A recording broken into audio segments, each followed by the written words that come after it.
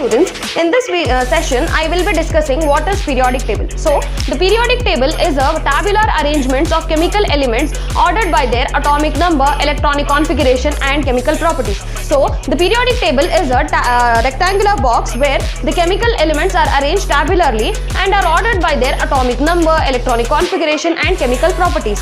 So moving on to the further point, it organizes elements into rows and columns based on similar characteristics. So the periodic table is divided into columns and rows based on their similar characters. So the next point is, in the periodic table the elements are organized into four main blocks based on the electronic configuration of their outermost electrons. So the periodic table is divided into four different blocks based on their electronic configuration of their outermost electrons. So these blocks are S block, D block, P block and F block. S block is placed to the left side of the periodic table, P block is placed to the right side of the periodic table, in the between D block is placed, below the periodic table the F block is present.